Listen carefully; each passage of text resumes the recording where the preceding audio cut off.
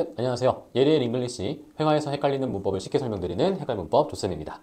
이제 여러분 명동형부 네 가지 품사의 강의가 다 끝났어요. 제가 만드는 문법 강의 영상이 회화에 필요한 문법에 대해서 설명하는 문법 영상이라 이 부분 빠졌고 저건 설명이 없고 이렇게 느끼실 수도 있는데 질문 있으시면 댓글 남겨드렸을 때 제가 다 답변해 드릴게요. 그러니까 질문 많이 남겨주시면 감사하겠습니다. 오늘부터는 시제 완전 정리에 들어갈 거예요. 영어로 문장 만들 때 이 시제를 헷갈리는 경우가 많이 있어요. 특히 현재 시제를 과거 시제로 바꿔 쓰는 경우가 은근히 많습니다. 가장 효과적인 방법은 뭐다? 반복 연습이다. 어쩔 수가 없어요. 반복해서 많이 해봐야 돼. 근데 아직 감을 못 잡겠다 하는 분들한테는 좋은 팁을 오늘 제가 제공해 드리도록 하겠습니다. 오늘 수업 들을 내용을 정리해보면 시제의 기본 원칙, 동사의 시제가 반영된다라는 설명을 시작으로 현재, 과거, 미래 시제에 대한 설명을 해 드릴 거예요. 그리고 다음 강의까지 이어서 완료 시제와 진행 시제까지도 정리해 드릴 테니까 오늘의 내용을 먼저 잘 이해해 보시면 다음 강의도 잘 이해가 되실 겁니다. 자, 저희가 대화를 할 때 어떤 주제에 대한 얘기를 하건 간에 그 일이 발생한 시간이 항상 따라다녀요. 그리고 저희는 그 시간에 대해서 명확하게 정리를 하고 대화를 해야 되는데 그 명확한 정리를 시제가 해줍니다. 근데 그 시제를 잘못 사용해 버리면 서로의 대화 속에 오해가 생길 수가 있겠죠. 예를 들어서 Hey, did you eat? 밥 먹었니? 라고 물어보는 거겠죠. 근데 여기에서 I eat already 라고 해버리면 나는 벌써 먹는다 라는 말인데 이거 들으면 말이 안 맞아요. 그래서 내가 지금 먹고 있다는 건지 먹었었다는 건지 이게 헷갈리게 됩니다. 그래서 오해가 생길 수밖에 없어요. 그래서 시제를 확실하게 전달을 해야 되는데 이게 어디에서 구분이 가느냐? 동사는 시제는 동사에 반영이 됩니다. 그래서 각 시제에 따른 정확한 동사의 형태를 먼저 파악해야 시제 전달을 잘할 수가 있겠죠. 일단 시제에 따라서 동사는 형태가 달라집니다. 이렇게 eat 예를 들어볼게요. 현재 시제의 경우에는 I eat breakfast every day. 나는 매일마다 아침밥을 먹는다. eat로 사용하고요. 과거 시제의 경우에는 I ate breakfast yesterday. 나는 어제 아침을 먹었다. 그리고 미래 시제의 경우에는 I will eat breakfast tomorrow. eat, ate, will eat로 동사의 형태가 달라지게 되는 거죠. 자, 그럼 이제부터 현재, 과거, 미래 시제를 언제 어떤 내용에 사용해야 되는지를 설명해 드릴게요. 현재 시제는 언제 쓰느냐? 지금에 대해 이야기를 할 때를 사용하겠죠. 근데 그뿐만이 아닙니다. 현재 시제는 조금 더 다양한 상황에 사용할 수가 있어요. 첫 번째로 일반적인 사실, 진리를 말할 때 사용합니다. 예를 들면은 이런 거, 해가 동쪽에서 뜬다. 물은 100도에서 끓는다. 이렇게 절대 불변의 진리를 이야기할 때는 현재 시제를 사용해 줘야 돼요. 그리고 반복되는 일, 습관에 대해서 이야기를 할 때도 사용을 할 수가 있어요. 예를 들어서 나는 자주 운동을 한다. 라든가 그녀는 거의 지각을 하지 않는다. 이런 내용도 현재 시제로 말합니다. 그러다 보니까 함께 사용되는 시간 부사가 이렇게 빈도부사인 always, usually, often이 있고 now 아니면 everyday 이런 게 사용이 되곤 하죠.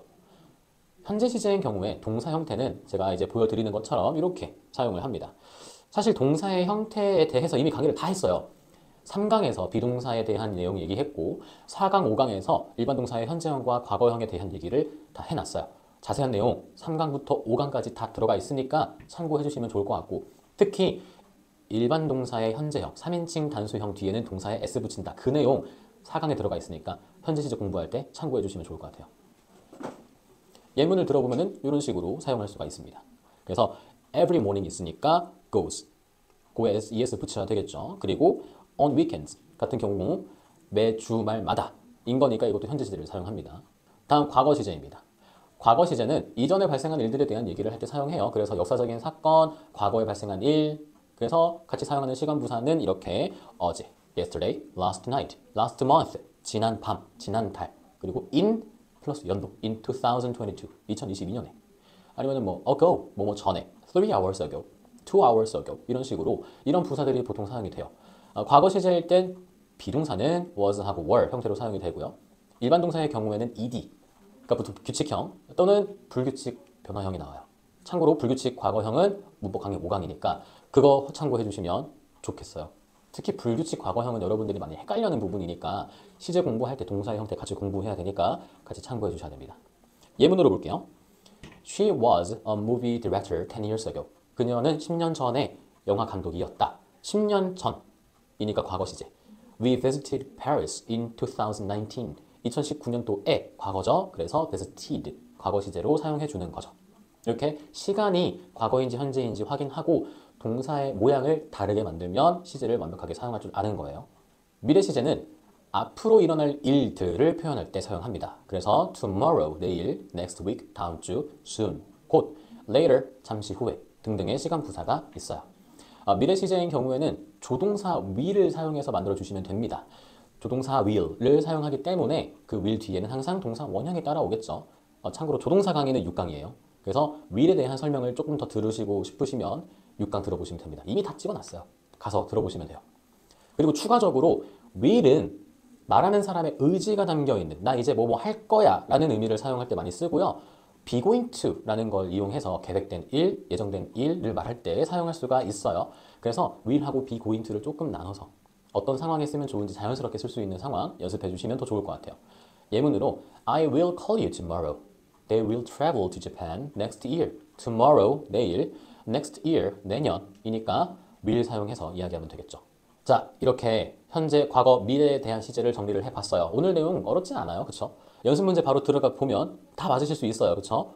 영어 문장 읽을 테니까 여러분들은 시제를 알려주는 표현을 찾아보시면 더 편하실 거예요. 첫 번째, He go to school every day.